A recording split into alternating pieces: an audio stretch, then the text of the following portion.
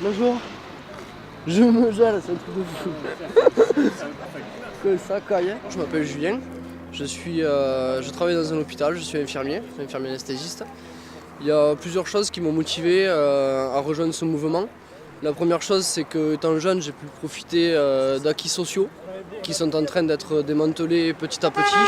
Je suis papa d'un petit garçon et j'aimerais qu'il puisse bénéficier de tout ce que j'ai pu bénéficier moi. Et je suis ici pour défendre tout ceci. Ensuite, j'ai été beaucoup touché par les gilets jaunes que j'ai rencontrés.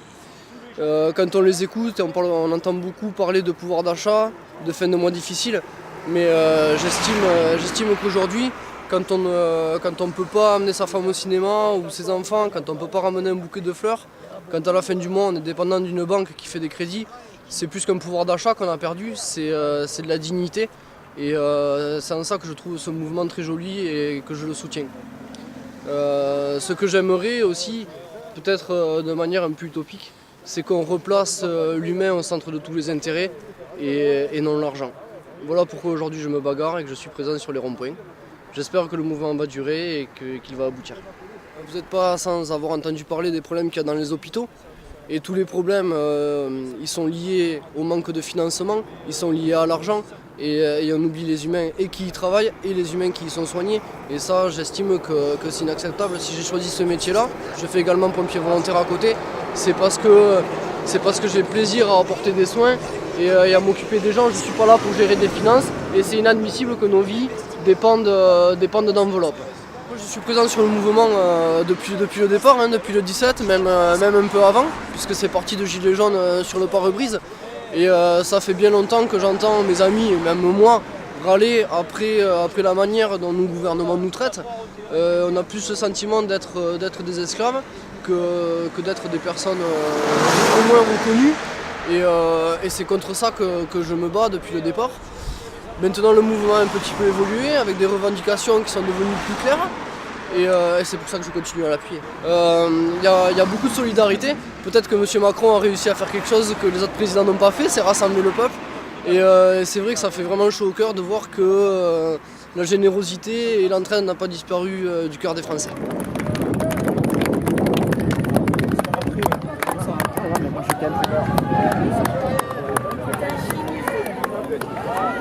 On lâche rien.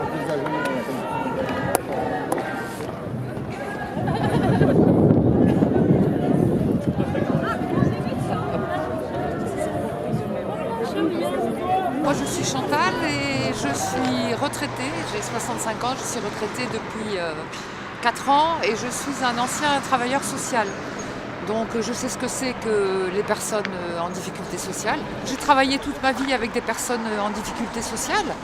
Et alors autant il y a quelques années, il y a encore une dizaine d'années, ces personnes donc avec des petites allocations, des petits revenus, arrivaient à se chauffer, se nourrir, un peu sortir, voilà.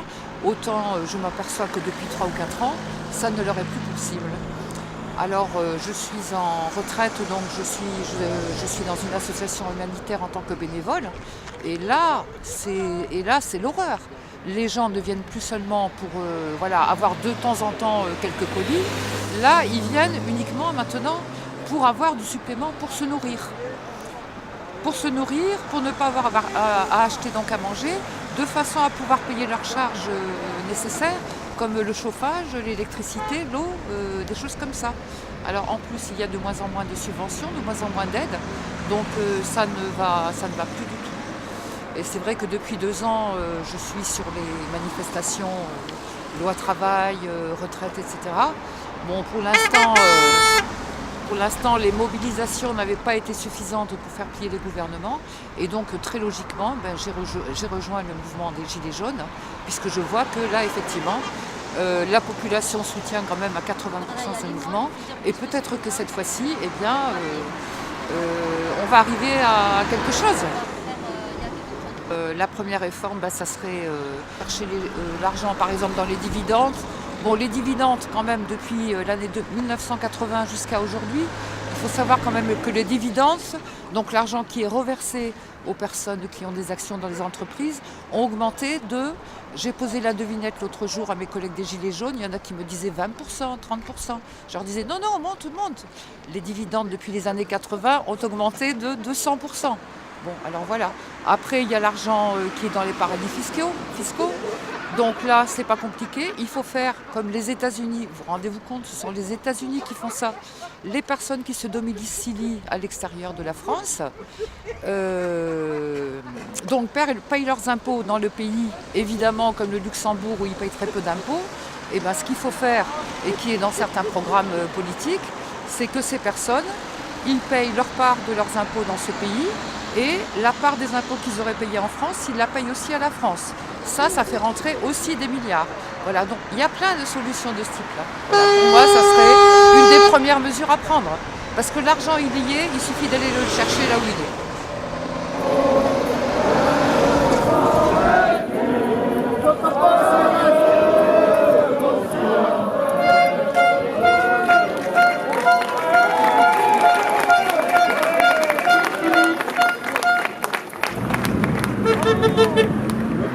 Patrick Lacapère, oui. Alors, moi, j'ai rejoint le mouvement le 17 novembre parce que en fait, j'ai vu qu'il y avait un effet de masse qui se faisait, quoi, que les citoyens appelaient à sortir dehors, à manifester leur mécontentement par rapport à toutes ces hausses de taxes, enfin, tous les soucis qu'on a dans la vie, enfin, sortir pour dire stop, voilà, dire on en a assez un peu de toutes ces choses qui nous tombent dessus alors que il y a des gens qui n'y arrivent pas, qui souffrent et tout ça. Et voilà, et on s'est retrouvé avec une hausse de gasoil alors que même moi je suis demandeur d'emploi, j'ai une galère. Donc voilà, c'est le fait que ce soit des citoyens. Le fait que ce soit des citoyens, que ce ne soit pas des syndicats, que ce ne soit pas politique, que ce soit des gens comme moi, comme tout le monde, qui disent stop, on en a ras le bol, on veut que ça change. Et bien ça m'a dit ouais, ça me parle et j'en suis, quoi. Je suis tout le temps sur la S24, quoi, sur ici, parce qu'en fait, moi donc j'ai un problème, j'ai un RQTH. Parce que j'ai un problème de dos, j'étais charpentier, j'ai un problème. J'ai passé une formation, une grosse formation pendant 16 mois pour être coordinateur et gestionnaire de chantier du bâtiment. Mais à chaque fois que je cherche un boulot dans le poste, c'est 3, 4, 5 ans d'expérience demandée. Donc pour trouver du boulot, je galère un truc de fou parce que j'ai un problème avec mon dos. Donc c'est très compliqué d'arriver à faire la paire des choses. Et puis de ce fait, j'ai du temps, je suis célibataire, voilà, j'avais mon temps à moi pour pouvoir être présent. Et d'organiser, donc c'est le groupe des Gilets jaunes, on organise des opérations de tractage, il y a eu les préparations des manifestations, tout ça. Ils se retrouvent beaucoup pour ça, après ils se retrouvent aussi pour être ensemble. On débat, soit on passe aussi d'autres moments. Des fois, le soir, on fait des repas entre nous et avec toutes les personnes qui veulent venir, quoi. C'est ouvert à tous. Ici, c'est pas chez nous, c'est juste un point qu'on tient depuis le 17 pour revendiquer ça. Donc ici, le soir, voilà, on a installé une petite cuisine, il y a des tables, des chaises, le feu pour se réchauffer, et puis voilà, c'est des moments de convivialité, de partage et de revendication, et voilà, et on avance comme ça, quoi. Si on bouge tous ensemble, c'est comme ça qu'on pourra vraiment faire parler l'opinion aussi, quoi.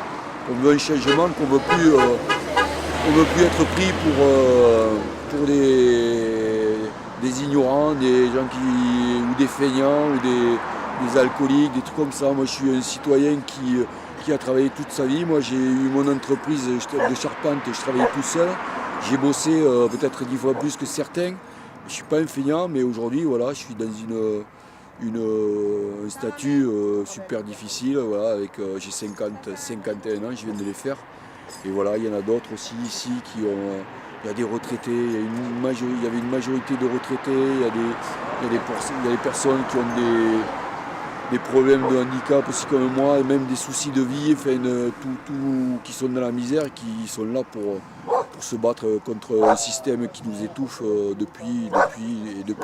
À chaque fois qu'on met un bulletin dans une urne, à chaque fois c'est la même chose. On n'existe pas, ces dirigeants, là, ces responsables font ce qu'ils veulent sans comprendre vraiment les besoins de tous. Et on sait qu'il y a des solutions, mais on sait que l'argent qui est redistribué, il n'est pas redistribué à tout le monde, quoi. Et ça fait souffrir tout le monde et personne ne veut le voir. Pascal Ledine, je suis salarié à UPSA, qui connaît actuellement donc une crise par rachat et liquidation par les Américains de notre société. Et nous attendons justement la dernière tranche, c'est-à-dire l'éventuel racheteur et les conditions dans lesquelles ça pourrait s'effectuer. En ce qui concerne le mouvement des Gilets jaunes, nous dépassons tout ce qui a été fait depuis 40 ans au niveau politique et toute revendication syndicale pour les amener sur le terrain de la population nationale. D'où notre mouvement se veut le plus populaire et le plus large possible.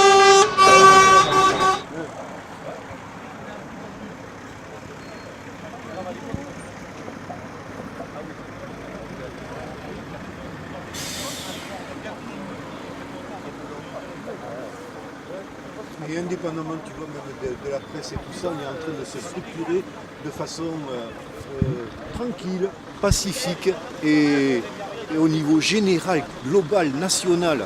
Et c'est ce qui est en train de créer un événement novateur et inédit dans la société française. C'est ce mouvement populaire qui remonte de sa base, de sa frustration, de son impuissance à travers toutes les instances constitutionnelles représentatives des citoyens qui n'ont jamais pu aboutir. Au niveau des Gilets jaunes, nous tentons de lancer ce mouvement-là le plus largement possible au niveau national pour dépasser les clivages et les orientations particulières, qu'elles soient individuelles, collectives, corporatistes, régionales, identitaires, tout ce qu'on voudra, en l'amenant sur le terrain donc, législatif à partir du RIC Carl, qui est le référendum d'initiative citoyenne. Au niveau national, donc, fleurissent actuellement, même sur les Champs-Élysées, cette demande nationale donc, d'inscrire dans la Constitution cette demande citoyenne et populaire qui permettrait justement que les citoyens puissent avoir leur droit de regard et de décision sur toute mesure s'appliquant à eux.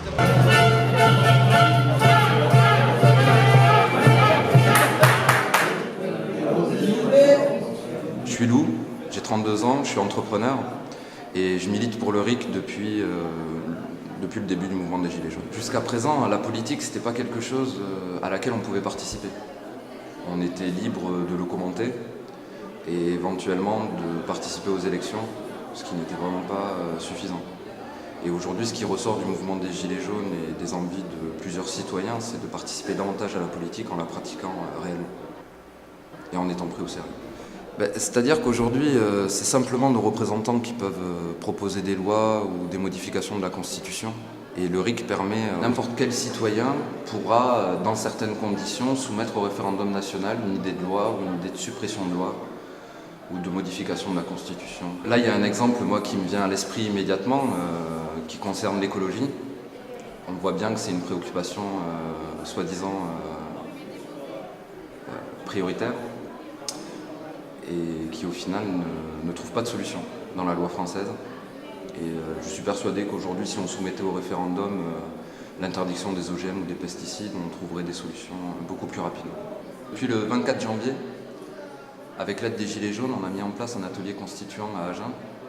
D'autres villes l'ont fait également. Et on communique entre nous, justement, on échange pas mal sur nos travaux, nos méthodes de travail. Mais depuis que le mouvement des Gilets jaunes a pris de l'ampleur, les gens cherchent des solutions et je pense qu'on tient une bonne solution ici en réécrivant les articles de la Constitution, en y intégrant le référendum d'initiative citoyenne en toute matière. On accueille tout le monde, on leur explique rapidement ce qu'on est en train de faire. En général, il ne faut pas plus de 2 minutes pour qu'ils comprennent. On s'installe autour de tables, de groupes de 5 ou 6. On essaye d'écouter tout le monde, on met bien de côté nos opinions politiques, enfin on met de côté surtout nos divergences. On essaye de se concentrer sur nos points communs et de convenir de textes ou d'articles ou de projets qui conviennent à tous. Et en général, en fin de séance, il y a un dernier débat où tous les groupes exposent, il y a un dernier débat, une mise en commun, et duquel ressort un compte-rendu qu'on partage avec les autres ateliers du département. Mais le RIC, il va s'imposer. Le RIC, il va s'imposer, il ne va pas s'imposer par la force, il va s'imposer par le nombre. Ce qui est en train de se passer dans les ateliers, il faut savoir qu'un citoyen qui vient ici, qui n'a jamais fait d'atelier constituant, ou qui n'a jamais pratiqué la rédaction de textes de loi ou d'articles de la Constitution, une fois qu'il l'a fait, il ne peut plus revenir en arrière, parce qu'il a compris que le changement de société que tout le monde désirait ne tient finalement qu'à quelques lignes dans un livre. Et une fois qu'on a compris ça, on veut juste changer les lignes du livre. Donc ça se fera, oui, par le nombre. Il faudra qu'une majorité de Français participent aux ateliers constituants et comprennent ce qui se passe ici.